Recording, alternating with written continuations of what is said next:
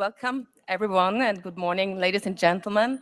Thank you very much for coming to this joint CPI WRI side event on accelerating action, catalyzing and financing NDC implementation to support climate growth and development. I think we are in a critical moment now, a year from Paris, and here in Marrakesh with a very strong focus on implementation. It is the right time to start discussing on how we can make sure that we do have the actions on the ground that can get our world on track to meeting the Paris goals and meeting really getting us on a pathway to below 2 degrees Celsius. And I think we all acknowledge that it was a tremendous success that last year in Paris, almost every nation submitted a national determined contribution, outlining the contributions they would be making in order to getting us towards the Paris goals. But at the same time, we also know that the real success will only happen if you're actually going to implement these plans and if we really manage to move from the talk to the action on the ground. So I'm very pleased to have here my co-host, even though very far, Andrew Steer, who is the president and CEO of the World Resources Institute ONL panel. And many of you will know Andrew well, also in his previous incarnations as especially envoy for climate change at the World Bank and Director General at the UK at Department of International Development. Andrew has a wealth of policy and finance experience to bring bear on the question of accelerating NDC implementation. He also can tell us more about the just launched NDC partnership that his team is supporting. And we've got, as you can see, a fantastic panel here. Very excited and delighted and honored to be moderating a wonderful set of high-level speakers here. First of all, a special welcome and a big thanks to Minister Liliane Ploumen from the Ministry of Foreign Trade and Development Cooperations of the Netherlands. And the Netherlands are strongly focusing on supporting groundbreaking initiatives to really mobilize private finance, including supporting and participating also in the Global Innovation Lab for Climate Finance, which we're lucky to be managing at CPI.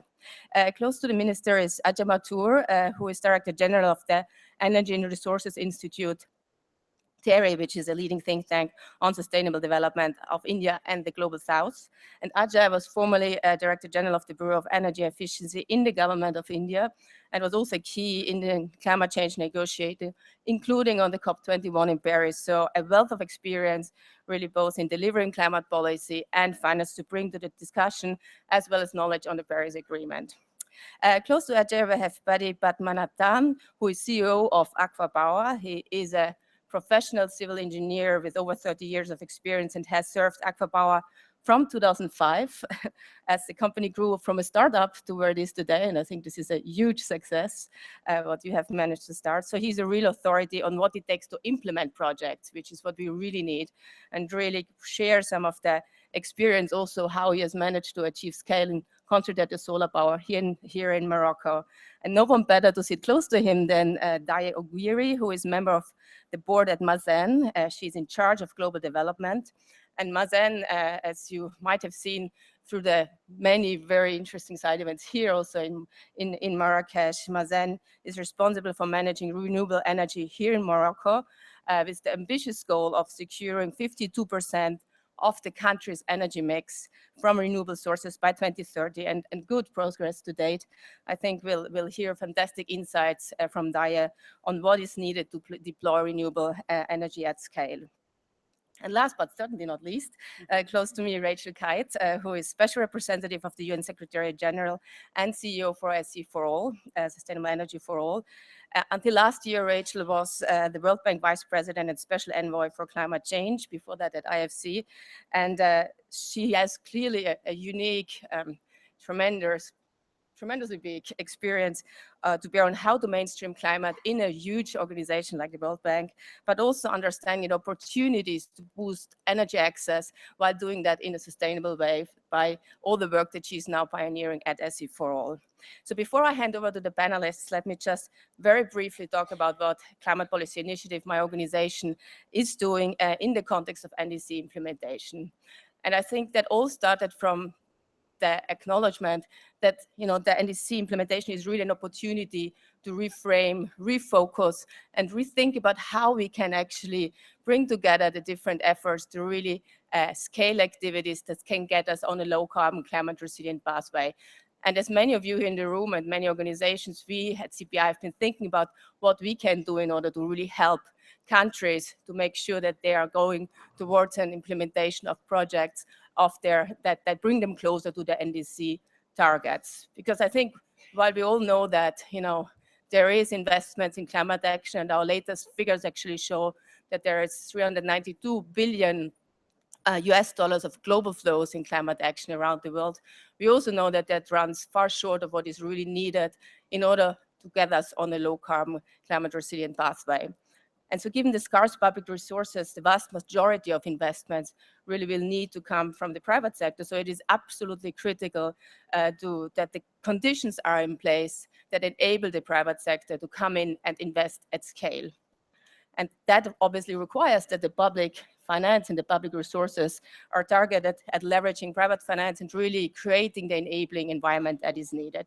So just in a nutshell, CPI is well placed to help because of the three major work streams that we've been leading in our program. The first one is on really the landscape of climate finance, really identifying what is the baseline, how much money is out there, who are the actors. It also allows us to really understand what's opportunities, but also what are the current gaps to scale up investments.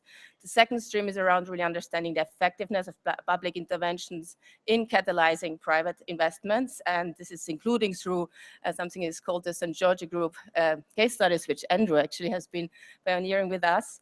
And this is really generating some of the knowledge that can inform, the development of policies and really help, to build off the lessons of what works in public investment and what doesn't. And the final one is our work that is convening public and private actors and develop innovative financial solutions through the Global Innovation Lab for Climate Finance, which is really generating the financial solutions that can help use public money most effectively to unlock private investment at scale in emerging economies. And this lab model actually can be applied to a national context and therefore can be really helpful for NDC implementation to support national governments. And we've actually been doing that by launching both an India lab for green finance, but also just having launched the Brazil lab stream that again will really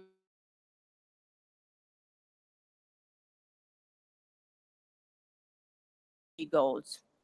And just finally, CPI is very happy to be part of a new consortium to provide comprehensive support to NDCs implementation. And this consortium is called GNI+. And this consortium combines really the expertise of CPI, but also of Baker McKinsey, of ACOM, and of Ricarda Energy, Environment and Energy, to really come up with the best available policy, technical, governance, and legal advice to help governments really go from the national determined contributions to concrete actions on the ground. And we really want, our common shared goal is to help enable private finance to flow. And I think we really will try to embed financial and regulatory prerequisites for making that happen in the government's plans, their own plans, and really help to mobilize private investment.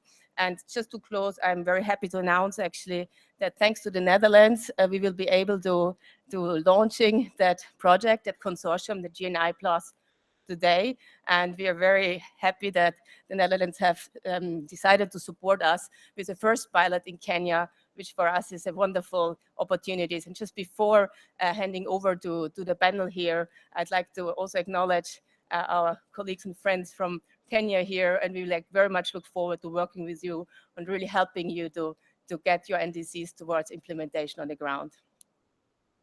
Okay, so with that, I'm actually turning over to a wonderful panel. And I hope this will also allow you to explore a little bit more what we hope to be doing in your country to really enable you to really get the right investments to meet your needs. And I'm going to first hand over to Andrew for some opening remarks, but I really want to hear from all the panelists here on how can we catalyze NDC implementation to support climate action, and how can we really do that while also supporting growth and development, which is what the countries really need. So Andrew, over to you. Great, thank you very much, Barbara. It's a pleasure to host this jointly with CPI, and welcome everybody. Look, implementing NDCs is difficult, and it's important we acknowledge that. If it seems easy, it probably means that the NDC is not ambitious enough. most countries went to Paris and laid out some aspirations. Some of them were prepared in detail with plans and financial arrangements, but most were not, quite frankly. And as we now look at NDCs, we realize that for most countries, they're actually quite difficult technically. It's, for many countries, it's difficult financially. For a lot of countries, it's difficult politically. And for most, it is difficult in terms of creating a narrative that their citizens and business communities really can get. And it's that recognition that has led 45 members today to launch the NDC partnership.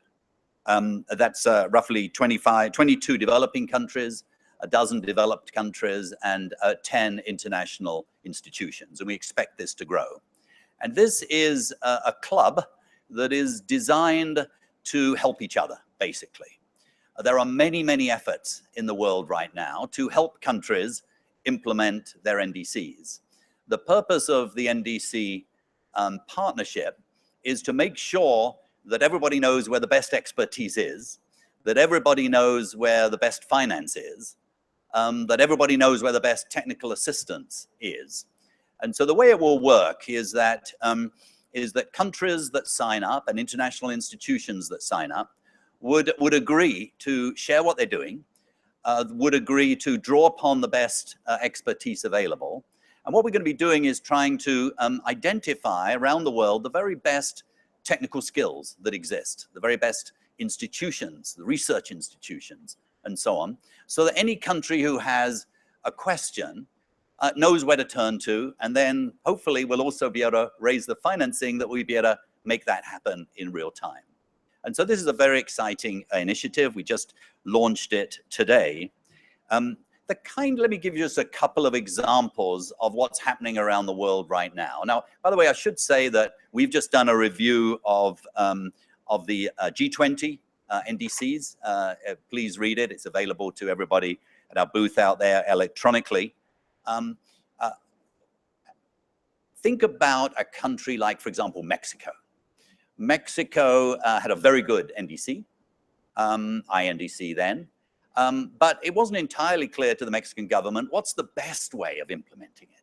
So they had broad ideas of what sectors would deliver, but actually the least cost path wasn't so clear. So the Mario Molina Center, World Resource Institute, others did some work with the Mexican government. We looked at about 39 different policy levers and expenditure possibilities. We discovered that actually 19 of them really dominated the other, and putting those 19 together would actually lead to higher growth. It would lead to a saving of 2 percentage points of GDP, which in turn not only enables Mexico then to implement it in a least cost, pro-growth, pro-poor way, but it also enables them to develop a narrative for their private sector, for their business community, and for their citizens. That's just one small example. In many other countries, like, for example, Vietnam, which hosted a meeting just a couple of weeks ago, they said, look, we've got quite an ambitious NDC, but actually we really need global knowledge. We've got some fabulous donors here on the ground that are helping us, but also we want to make sure that they have access and we have access to the best expertise. So could we pull together sort of some kind of knowledge system that would enable us to draw upon the best tools, but also would help us to sort of unscramble the spaghetti, which is the financial system right now. So quite frankly, it's very hard to navigate through all of that. And so we're establishing, as part of the partnership, 3 navigators, as we call it. One on finance, which is now up and running, one on tools and best practice, and one on climate data around the world, so to speak. So that's the idea. I want finally, though, to say, and let me say, all we do, by the way, is support this. We don't, the World Resource Institute doesn't run it. We just help support this. But it's open to everybody. And I would really urge all of you to engage in it, especially those of you that come from research institutes, and obviously primarily those from countries, developing countries that would like more help.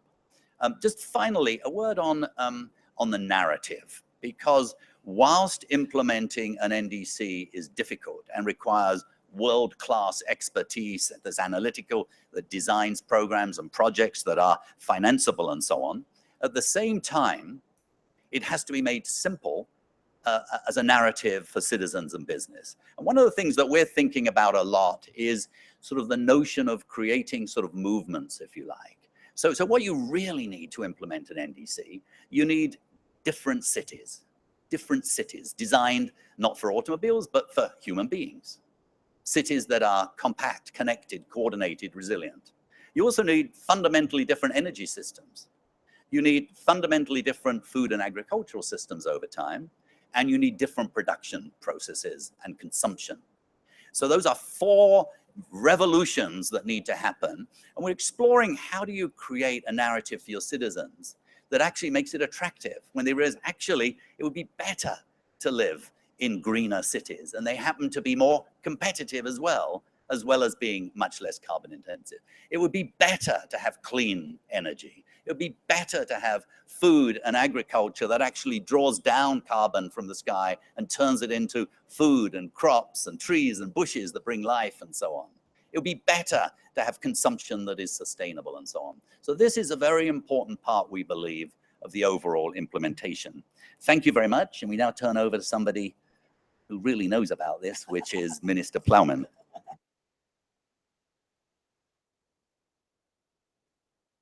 Thank you very much. I'd like to make 3 key points in implementing the NDCs, which is obviously the challenge that is ahead of us. Last year in Paris, everyone was simply delighted, I think, that we came to an agreement. And here we are here now for the reality check. So here's what we decided that needs to be done. This is what we wrote down. And now the question is, how are we going to do it? And who need to be our partners? My 3 key points would be, one is, and this seems to be very obvious, but we all know it goes wrong a lot of times, and we cannot afford to let that happen this time. That is, we need to spend effectively, which means to me, not only including all the usual suspects and doing what you always did, but to really take a very local, contextualized perspective. Secondly, none of this will ever get to anything if you do not involve women and girls. You will simply fail. So this is not an ideological thing. Well, to me it is. But even if it's not to you, you will fail if you do not include the perspective of women and girls and use their ability to be a change maker. My second point is you need to involve the private sector. I'm the Minister for Aid and Trade, which is a bit of a new combination.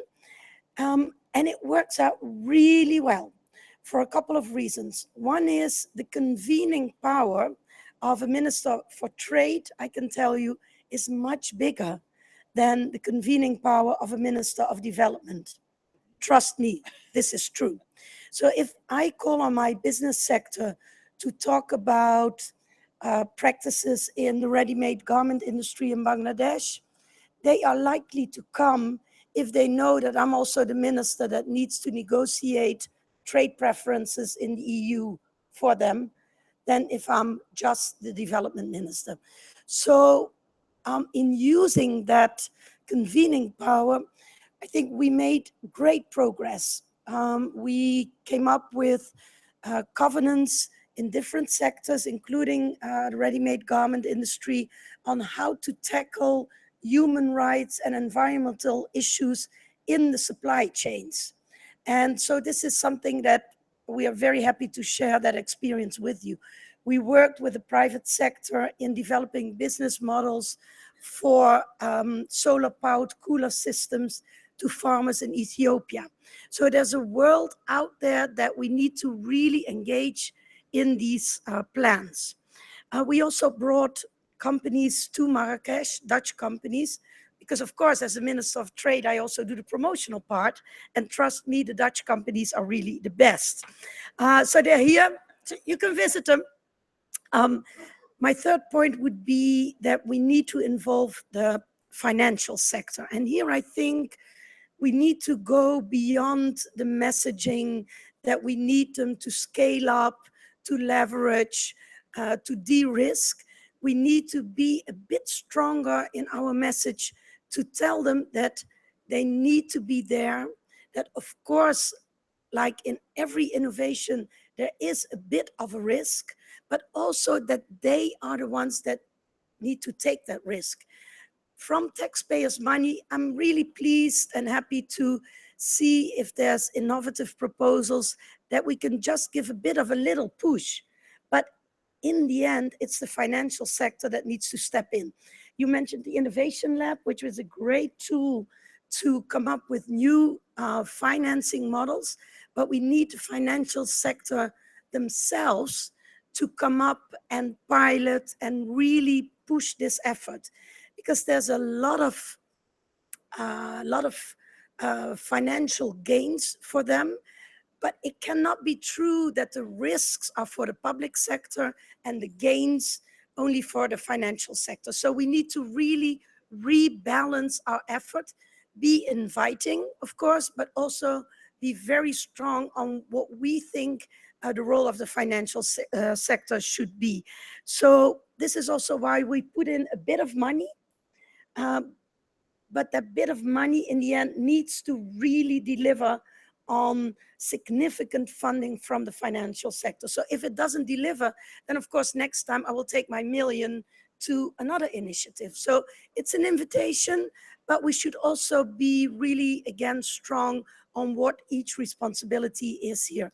So those, I would say, are the 3 key points. Some of them easy to deliver. Some of them you can start already today. Others will take more time and effort, but it needs to be done in order to get from paper to action.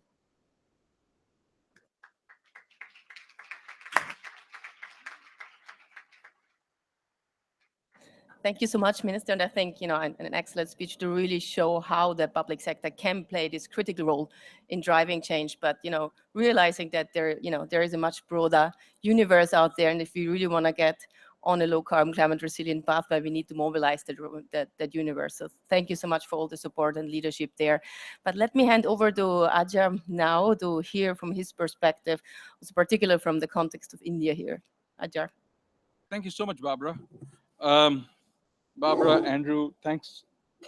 This is, I think, one of the finest innovations that can come out of the discussions that we have with all of us being here.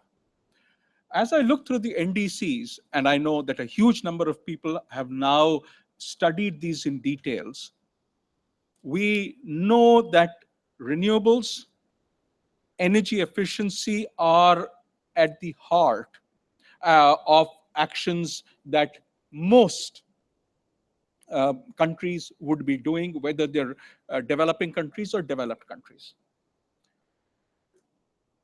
What is the single greatest challenge? I mean, if it was this simple, it should have happened.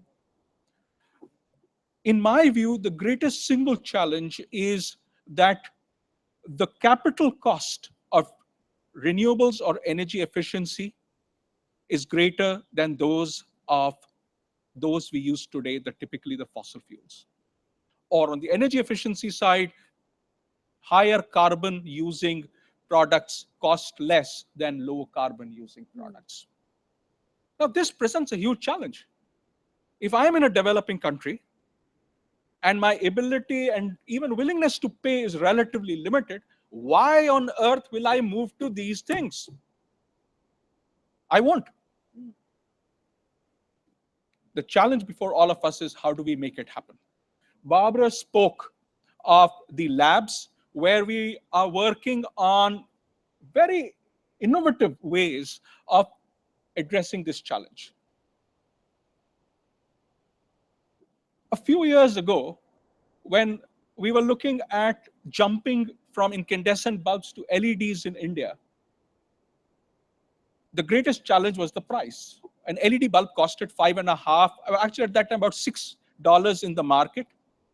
Even at that price, it would pay me back with energy savings in 3 years, but I did not buy it. I thought it was a huge amount of money, and if it fails, I am up the creek. we needed a new mechanism.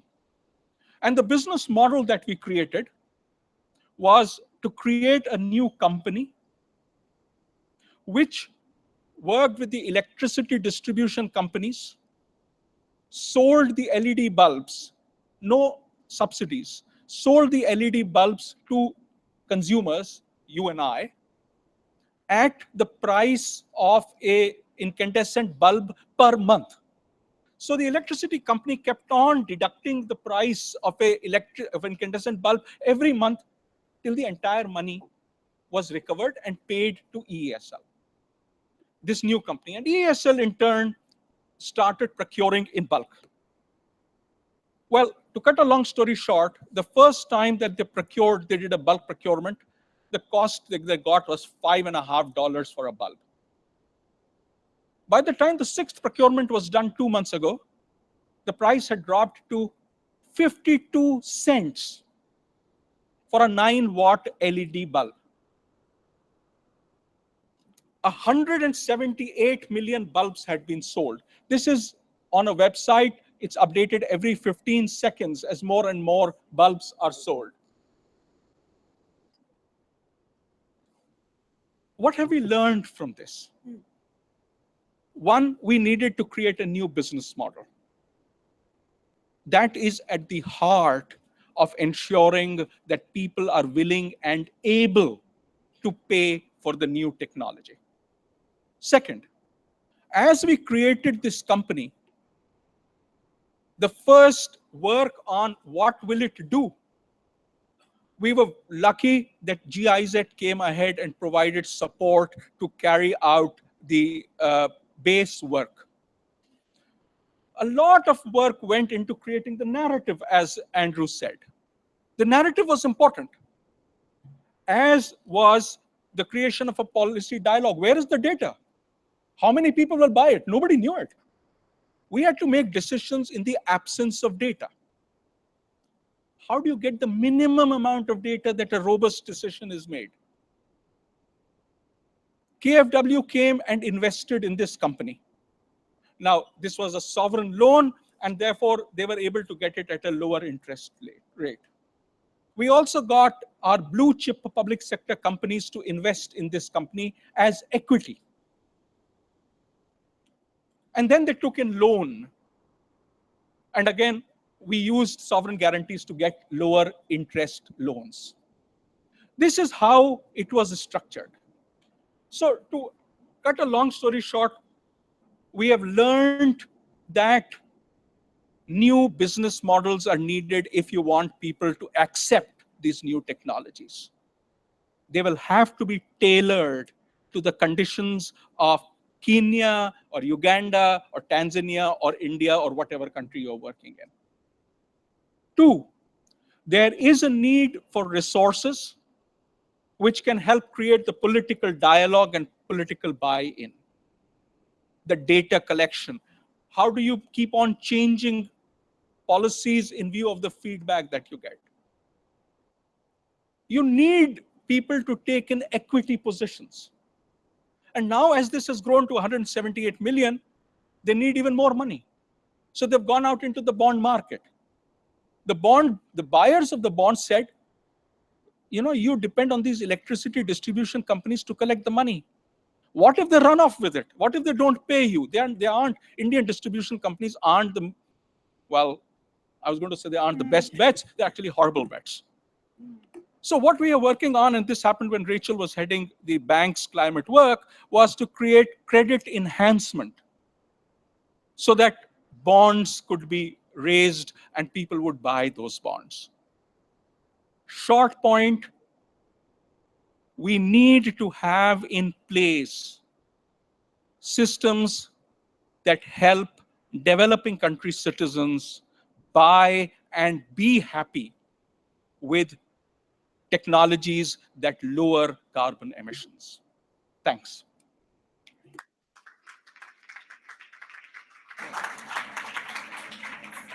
Thanks so much, Ajay. And I think certainly the need for new business models is critical here. And I look forward to hearing from Paddy also, who has been pioneering new business models from the other side a little bit more. Yes, it helps to switch it on. Failed the first test there. Thank you. Good morning. Privileged to join this panel and share some of our experiences. So we are very much in the delivery end, and in the context of NDCs and the ambitions of all the things that need to be done to decarbonize, we deal with just one segment that is on the side of supplying electricity or helping to decarbonize the generation of electricity. But obviously, okay, electricity is significant, but a lot of things need to be dealt with, including adaptation and resilience. But from where we sit and see, a lot of what we are doing in getting new capacity, renewable energy capacity out there built, funded and built, is the principles are going to all apply right across the spectrum in structuring financing for all the things that needs to be done in order to decarbonize the various components of human activity and endeavor. So just now in the, I was going to take this a different way, but actually Ajay gave me a nice angle there. The story that he told, absolutely right. Business models need to get developed, new ideas need to come forward. There's absolutely no shortage of any of that. How did all this start in that particular story? It started with a policymaker. There was some leadership that recognized that this needed to get done. You know, guess what? We need to deal with light bulbs. That was a policymaker who did that. Some clever person there, some leader, set that policy. That led to the establishment of a clarity of a market. So the minute, and you see that, and I can tell you from my experience in the sector that I work in, that everybody knows about now, photovoltaic electricity. How did photovoltaic electricity get to whatever the number you want, 3 cents, 4 cents, 5 cents? And by the way, all these 3 cents, 4 cents, 5 cents, please understand, they're all tied to different contracts, so different terms and conditions. But the bottom line is, it's photovoltaic electricity today is cost competitive to supply the electricity for that peak component. It's fossil fuel that requires subsidy to compete with photovoltaic now for that segment of the electricity that we consume. How do we get there? We got there by creating a market that has now deployed 400,000 megawatts of photovoltaic electricity across the world. Comparison, stay with solar, concentrated solar power, a technology that is extremely useful because it collects the heat and we are able to store heat in a utility scale with molten salt and take that heat back and forth and use it at night. Even during the day when we don't need electricity, we can put the heat there and bring it back up. So it's truly dispatchable electricity. So it's entirely green. So it's a very valuable technology. It was languishing there at 45 cents, 50 cents per kilowatt hour till, okay, back in 2010, it looked like a crazy thing for Morocco to do, but in fact, it turns out it wasn't. They decided that in order they're a fuel importer, for their future, they needed to move more rapidly into renewable energy. And they decided to tackle this problem of dispatchable electricity by bravely sticking their neck out and procuring through an efficiently handled procurement process, CSP power. Because they gave a very clear market signal, because they had a very clear vision and a bunch of policies and created the right enabling environment and a well-managed procurement program, they ended up in that one project bringing the tariff down, the 45 cents number on one project to 18.9. Yes, they utilized, in order to get there, a significant chunk of public money. But even if we kind of go back and back calculate and take the public money out and say, okay, what would it have been if it was entirely private sector? It would have been 24 cents. So by doing so, for me, I think the point that needs to be understood as countries focus on what they need to do, and I think the minister from Denmark pointed out 3 extremely important points. But underneath it all, it needs to be clarity. You need to put out the policies, create the market. I know everybody is tired of people like me sitting here saying there is plenty of money. Yes, there is a lot of money out there. And the money is really looking for these kind of investments because investors get it. They understand that these are basic needs, necessities. People,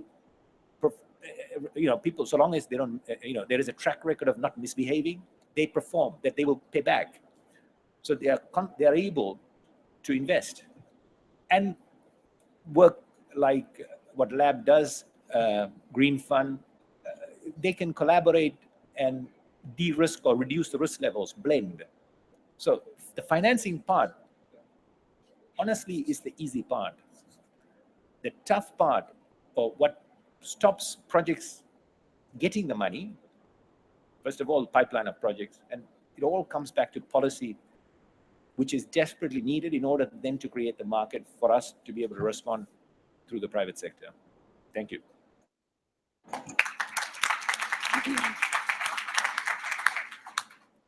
Thanks so much, Paddy. And I think we clearly have seen some political leadership on this panel here. So I think you're fully right. This is what is needed in order to move ahead and get the costs down and reduce the capital costs, which is where we need to end up. But let me hand over to Daya now to hear really from the extraordinary experience that Mazen has built up in this context.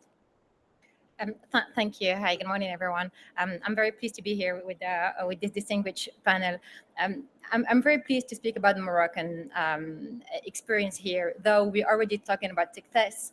But at my belief, we're not at the success yet, because actually, if you need to define success beyond the vision and the targets and the first implementation that is indeed going great, you need actually to materialize the social and economic opportunities that are behind those visions. And this needs years actually to appear and at least to be calculated. Nevertheless, what you might need to have at least a first development of your actions, deploying, implementing NDCs or whatever strategy you're trying to have, and I'm focusing much more on the renewable energies one. First thing is that you need the highest support from your government or your states or whatever the legal organization you have, because definitely when you're having the highest support, then you can easily have the right legal framework, and then you have the support of all the various parties that you need to implement your strategy. But of course, you need your vision to be accurate. As to Morocco, definitely the vision was, because actually, when you look at our needs, we actually dependent on more than 95% of our energy needs from outside on one hand, and we have the conviction at the highest level of the state that we can only last with sustainable development. So when you combine those both conviction, you definitely end up with a renewable strategy, which is aggressive. Then you need to think on how you need to implement this strategy to materialize the opportunity I was talking about earlier. And once you're having this vision, then you need to turn it actually into figures and timing. And this was indeed done. So we're having a target, as Barbara mentioned earlier, of reaching 42% of our energy mix from renewable by 2020, and it has been further increased to 52% by 2030.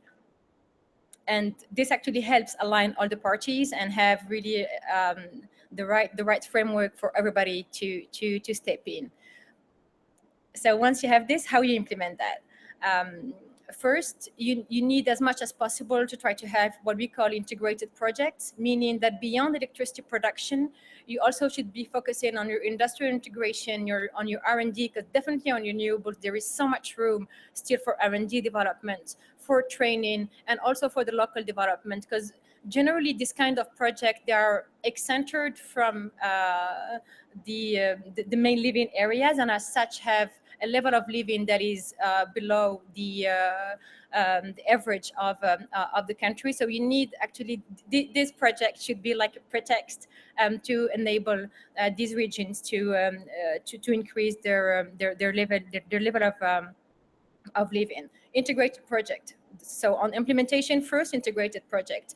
Then what we have been doing here is that we created the dedicated company that is Mason. So it's Moroccan agency for solar energy originally, and now for sustainable energy, because we have enlarged, the scope was enlarged to all the renewable, and give it the mean actually to work as a private company, but with the public support. And this has been working pretty well. And then you need to have hopefully the right people at the right place with, I think, 2 criteria. First, those people doesn't need to think too much, because I mean, like tax, too much thinking really kills the thinking. So the more you think, the more generally it costs you. And second, have ideally people without what I can call like the human disease of our days, ego. So if you can have people that do not think too much and do not have very large egos, then generally you can reach very, very positive results. So this is on the project implementation. Then on the project development, what you need actually is to have the right risk allocation, to have the private public on board. And the public sector, I mean, Paddy speaks nicely, but actually his aim is to speak money language. And as long as you give him to do what he knows how to do, and then you give him enough money for it, luckily not too much, then he's happy and he's committed and he's on board. No, you won't. This I knew before. And then in addition to this, if you could have fast and clear bidding processes, it definitely helps increase your competition and as such lower your tariff. And for this, you can have international support. So we see many of tools for international support, technical assistance, and so on. Seriously, international support, whatever it is great. It just needs to get adapted to your own needs and doesn't need to slow you. It shouldn't be slowing you in whatever way. This wasn't the project development. Last but not least is the project financing. And here, I think the key is not to access financing, but to access to cheap financing. And the public finance definitely plays a key role. I mean, for Mazen, we had the support of the government to access financing from IFIs, International Financing Institution, and also from capital markets, as we have raised a green bond not far from here, and of course increase grants as much as possible. So the key is really cheap financing, and this is one of the role of the public finance. And I think that if you have only this, you can do a great job in implementing the NDCs.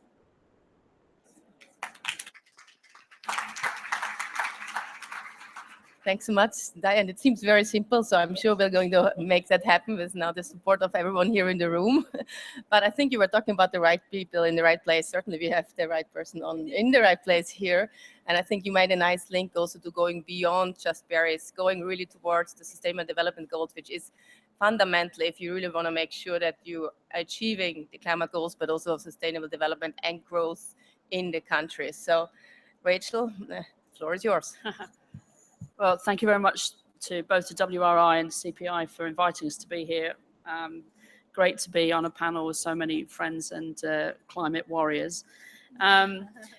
So just to sort of tell you where I'm coming from, and that hopefully will help you make sense of what I'm going to say, is that there is a cheaper, easier, faster way to get where we need to go. There will be a more expensive, more difficult, more painful way to get there as well. It's not that we can't get where we want to go. And I didn't say cheapest, easiest, fastest. I said easier, because of course there's political trade-offs and there's a political pathway that has to be walked. From an energy point of view, you know, having an aggressive total government approach to energy productivity and driving efficiency really quickly is going to be a winner for every country, no matter where they are on the development spectrum. for those countries that have an energy access gap. And by the way, ladies and gentlemen, that's almost everybody, including the developed world, where austerity and the vagaries of economic policy over the last few years have left people behind.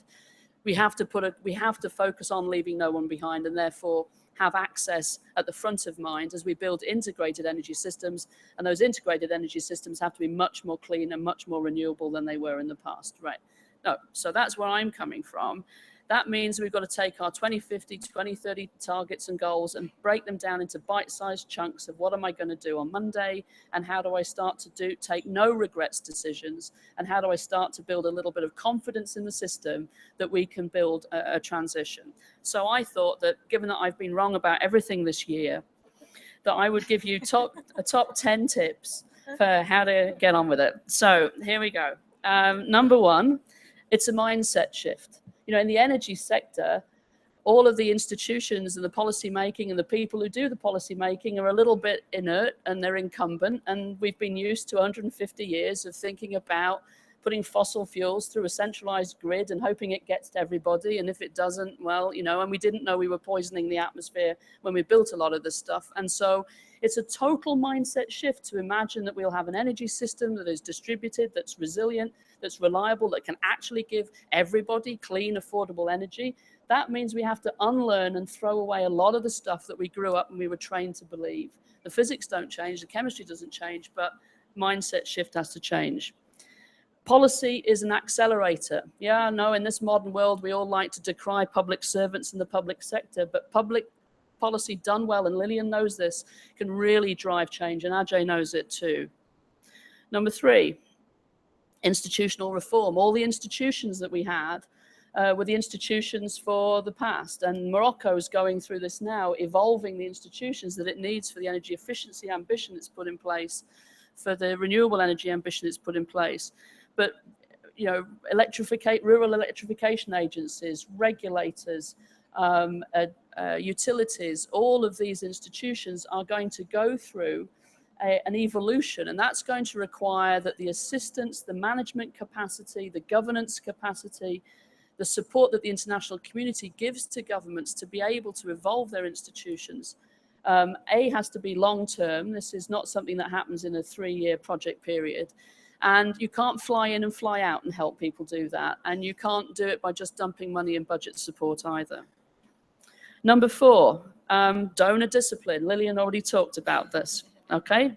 This is a generational game, and we know that governments change, and we know that the political colors of those governments change, but somehow we have to insulate the climate finance and development finance, that very precious yeast which is needed, from overcomplication at the legislative level. So we need to be able to apply this money, as Lillian said, where it's needed to have the greatest catalytic effect.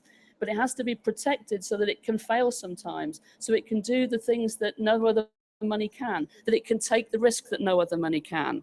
And don't pick technologies and winners too early. You're donors. Let the markets fly, let the ecosystem grow, and within that ecosystem, some species will do well, others won't. Okay, I got a thank you there, so that's good. Number five, work with what's working.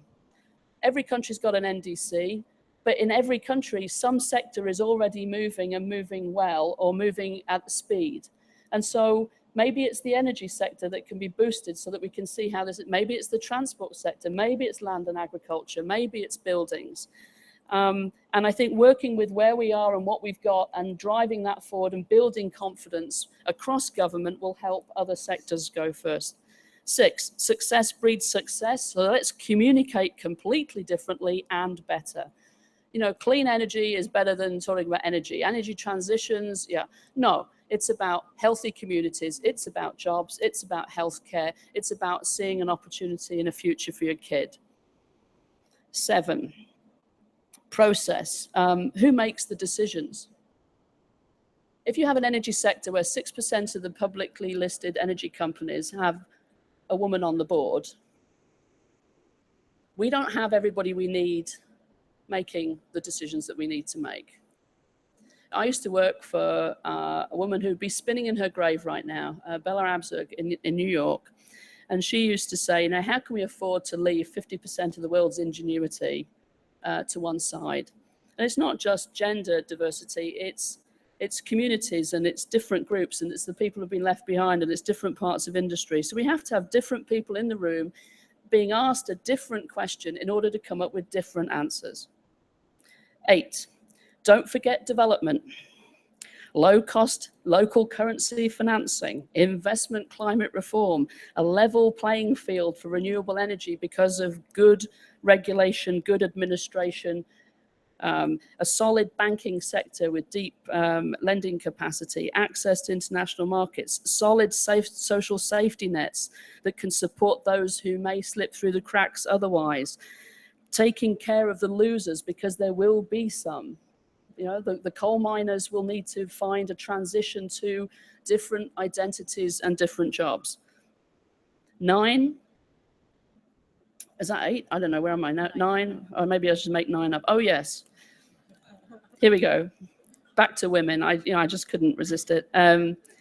We actually don't know what a lot of people will pay for clean, affordable energy, and how they'll pay it. We're building this business blind in a lot of places.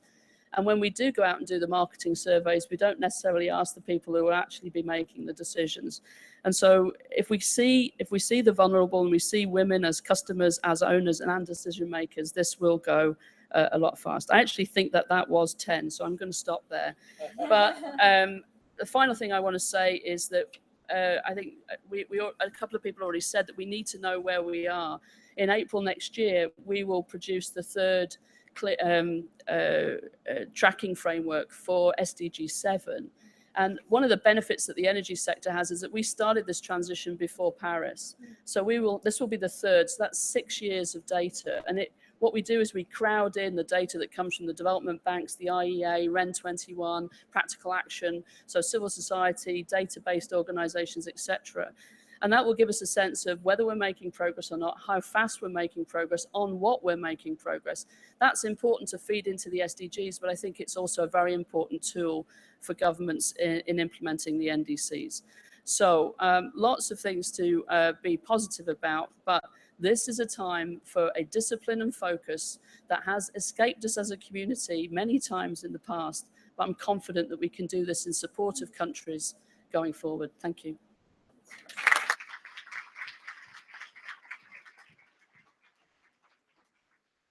Thank you so much, Rachel, and a big thanks to the whole panel here for the opening remarks. I think it was very comprehensive, looking at what are the various ways and the big challenges, but also the opportunities on really, enabling us to help countries to really implement their NDCs. And just before, I know that some of our speakers have to leave, so before they're leaving, I just want to again acknowledge actually our colleagues from Kenya here, who will be working with us. And I want to acknowledge particularly the Honorable Eugene Wamalava, I'm sorry for the pronunciation, the Cabinet Secretary of the Minister of Water and Irrigation. I also want to acknowledge Professor Dred Segor, who is the Principal Secretary of the National Water Services.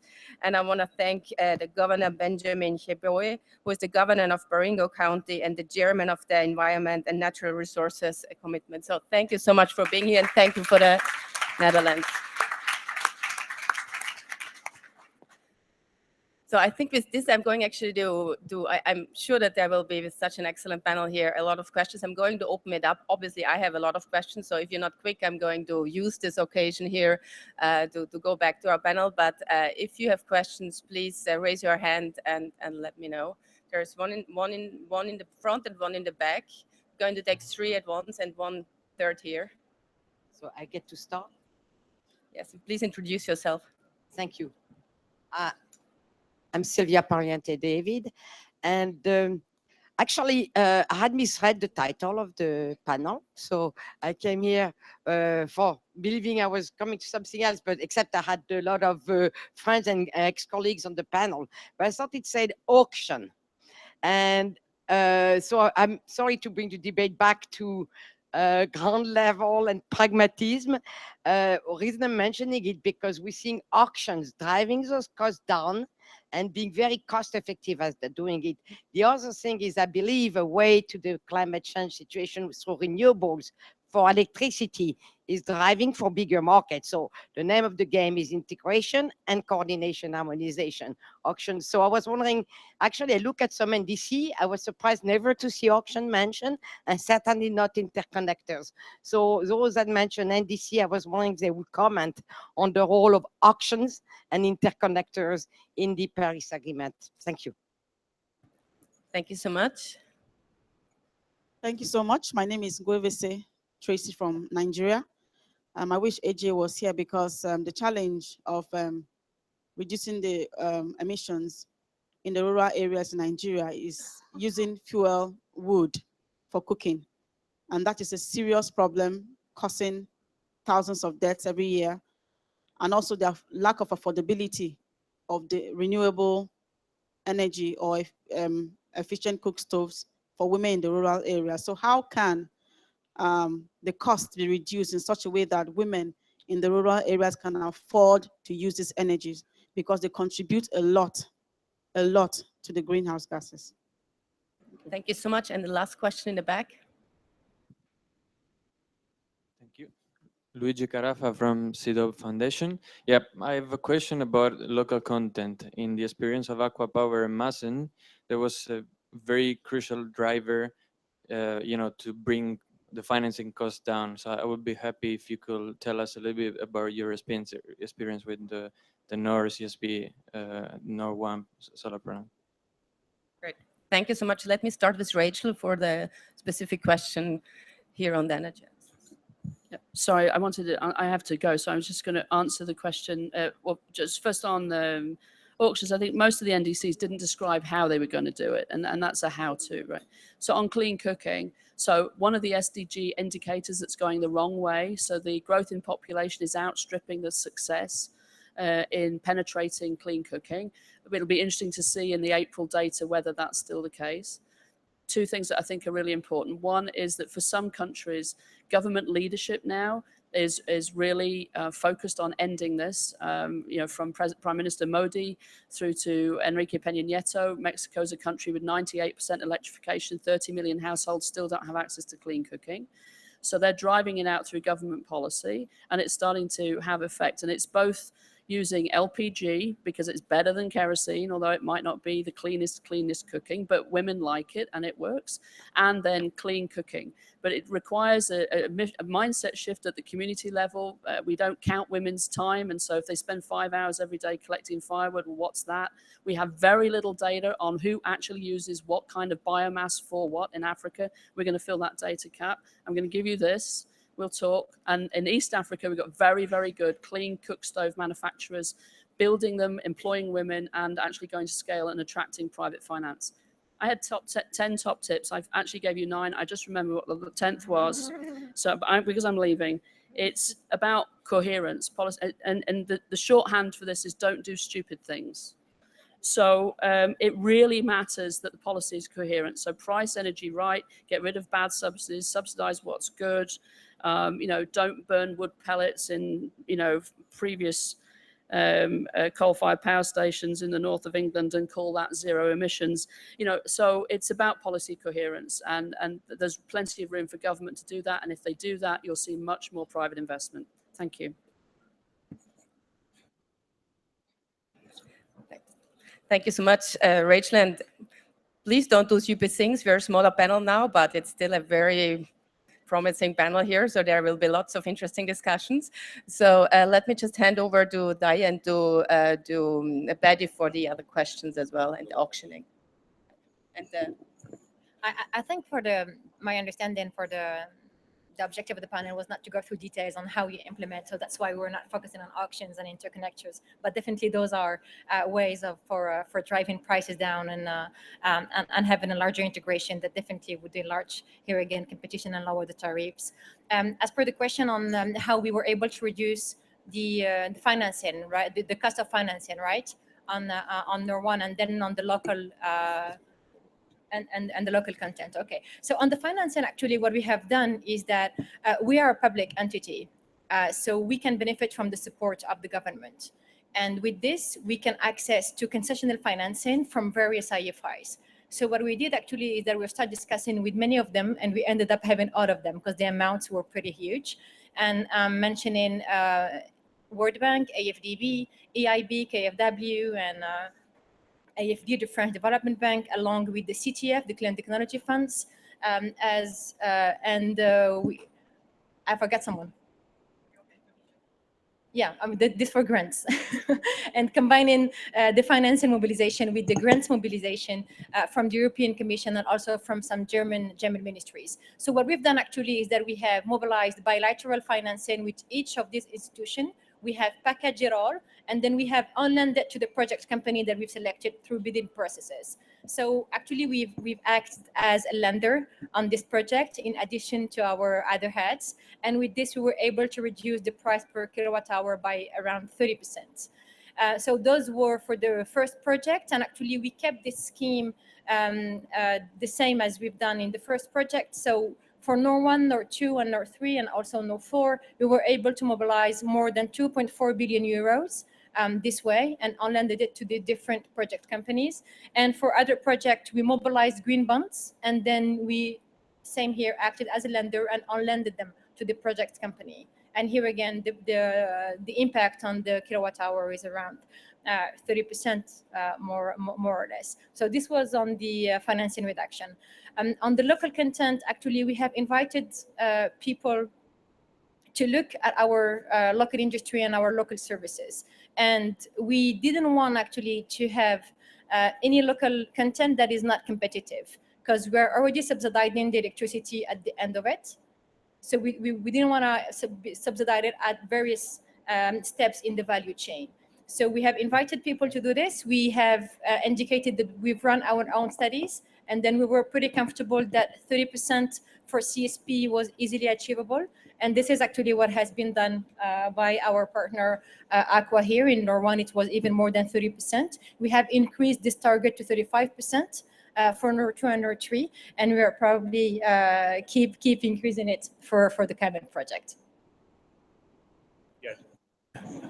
Just add to that on, I just want to pick up on another point, but add to the local content story. Yeah, what we have found is through deployment, not just in Morocco, but in Jordan, in South Africa, renewable projects, and even in Dubai, the more local content we can crowd in or push in ends up reducing cost. Surprising as it may be. Well, it's not surprising because, as I pointed out, renewable energy tends to get built with a lot of small components, and in countries that has got a reasonable industrial platform, with a bit of effort,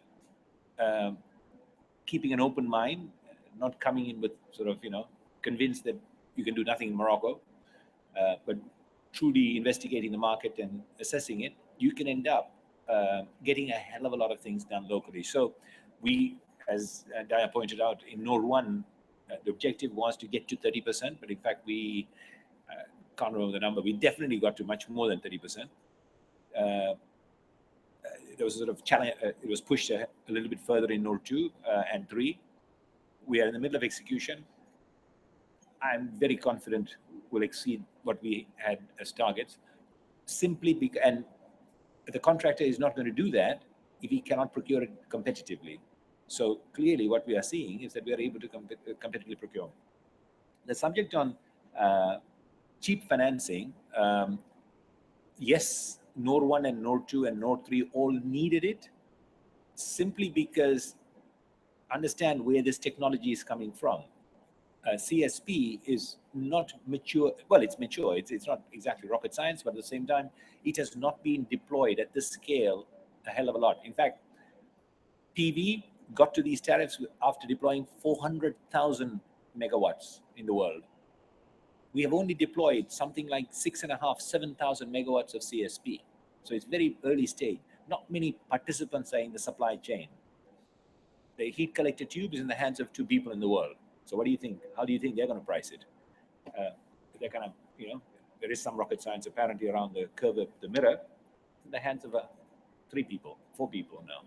So, but as we deploy more, competitive tension will start to drive prices down, more people will get in, more people will be interested to innovate, invent. So cheap money is, I just didn't want everybody to go off and now say, okay, we need cheap money for everything. No, you don't need cheap money for a lot of things. What you do need is you need that public sector international lending. By the way, they call themselves donors, but they don't, by and large, donate. They actually lend. But IFIs, international financial institutions, you need, but concessional lending, shall we say. You do need that in order to bring these type of technologies into play and grow that market and then back off. And as we now get involved in the full spectrum of things that are required in all human endeavor to decarbonize, we're going to have to continue in specific things. I can imagine in energy efficiency, in certain segments, concession financing being needed for a while, adaptation, resilience. So it has a role to play, but I didn't want anybody to sort of walk away saying, okay, that's the mantra now, that's the answer. Because there is a lot of private sector money that can get blended in. And there's a lot of stuff that can just be dealt with private sector money. Thanks so much, Paddy. I think I'd like to ask back to Andrew, actually, who is now very much very far away. Very quickly, just because I think what we hear, this panel has very nicely shown, very different perspectives of what you need, both from the outside, but then really, how can you make actually projects, be implemented and launched on the ground. And I think there clearly is a lot of, lessons that will be, need to be shared across communities and across countries. And I think, Andrew, the NDC partnership certainly is, as a coordination mechanism, very important also to kind of, not only show where the different technical skills are, but I'd like to, get a little bit your thoughts on how to make sure that you share the lessons of what works on the ground in different countries, and whether that is part of the partnership as well. Yes, I think if we're not able to be honest about where things aren't going well, we simply won't learn enough to do a good job. And so being part of this partnership involves sort of being honest. And that means whether you're a country, whether you're an institution, whether you're a researcher, it's extremely important to be honest. We hope all of us are learning. This is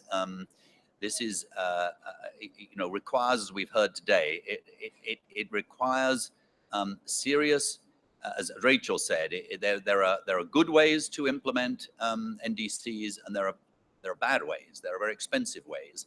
And if we go the expensive way, it won't last, because citizens and businesses won't take it. I wanted just to say one word following up what Paddy said, actually, is that this notion of local industrial development is incredibly important politically.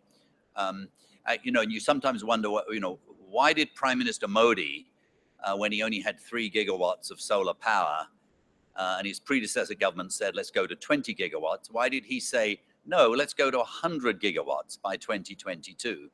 A ridiculous target. And by the way, they're doing work to get towards that target. It's a ridiculously good target, by the way. But what he was really doing was saying, look, this is not incremental change. This is new industry. This is new opportunities. If you're a business person, this is not just some small scale thing you don't want to get engaged in. There will be dozens of factories. There will be dozens of sort of research centers and so on. And this gets to something extremely important. Sometimes the sort of management gurus talk about we need disruptive change. And I always used to wonder, why couldn't we just have change? I mean, why does it have to be disruptive? And only recently have I really understood it.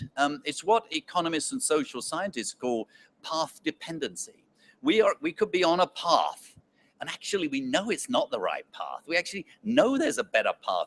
We're designing our cities over here that are polluting, that are killing people on the streets, that are causing 10% of our city GDP to be lost by congestion, which is true, another 10% to be lost by pollution. We know there's a better model, because you just have to go to Copenhagen or some city that was developed before the automobile. and you know there's a better way, but you can't get from there to there because there's a path dependency. There is a lock-in. Lock-in could be vested interests. It could be physical capital. Exactly the same with energy. Exactly the same with the way we run our agriculture and so on. So we need to sort of break that path dependency sometimes, and that's where the politics get really interesting. And so as part of coming back to the question, as we think about the implementing NDCs, we've got to think of some of the more dynamic political issues as well. And the NDC partnership needs to also share information on that. And I want to be really clear, and I'm looking at you, Barbara, as the leading specialist on climate finance in the world. What we ought to be doing is saying, look, CPI actually is the go-to place for certain things. For heaven's sake, let's find the resources so that when country X calls up and says, we really need to do this, we say, hey, go to CPI, they're really great. Or go to, some other place that's really great. This is all about professionalizing this really, really important adventure we're all on. Great. Thanks so much, Andrew. And I very much like your final suggestion, of course. So no, but the nice thing about this panel here is it's actually showing that we're moving from talk to action, because actually our last panelists also have to leave now to sign a real project, a really signing ceremony for a specific project on the ground, which I think is fantastic. I'm still going to wrap up, but I know that you have to run, so thank you so much for that. But let me just take 1 minute to actually try to summarize what we've learned in this great panel. It's fantastic. Now we are actually closer to each other again, Andrew. I can see my co-host here, which has been fantastic. I think the first kind of big insight clearly from this panel is you need policymaker leadership to change the path dependency, as Andrew just said, but really thinking about policy as an accelerator, and also like bringing in the sustainable development goals and, thinking about ambitious targets, as Daya has said. Second, I do think it's very clear that we have to think about better coordination, new coordination amongst different partnerships, about different initiatives, but also amongst different types of partners, to ensure that everyone has the legal, the policy, the governance, the financial, the technical skills that are needed. Third, we clearly need to refine existing financial instruments, but we also need to come up with new financial solutions. We need to come up with new business models, and we need to make sure that we are really creating the market and allow the markets to establish, to make sure again that the capital costs of some of the sustainable technologies actually continue to fall. And I think all that actually leads me to the final point, what Rachel said. I think what we really need is a mindset shift. So I do think we need to think about how we can make sure that we really get to the right people, that we focus on discipline, that we focus on what needs to be done. Because as Minister Ploumen started out to say, we cannot fail, this is too big for us, and we need to make sure that we work together to really enable all national governments to achieve their NDCs on the ground. And CPI and certainly WRI, we look very much forward to working with you on that. Thank you for sticking with us till the end, and we'd be happy also to tell you more about the GNI Plus partnership that we are involved in. And my colleague Jane Wilkinson is actually standing there, and she's leading that from CPI's side. So whatever question you have about the consortium, she's the go-to person. Thank you very much for staying with us.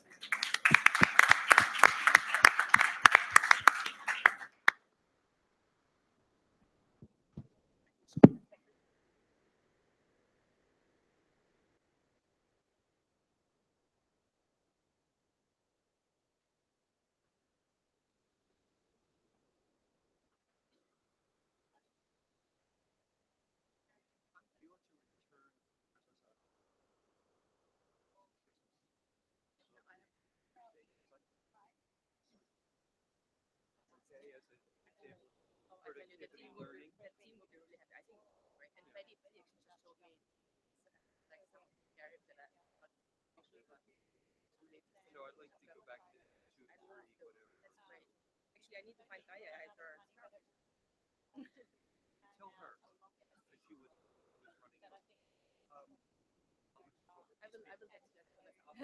I'm coming down. I feel like weird that I'm up there. No, not with you, because you're tall, so I can be.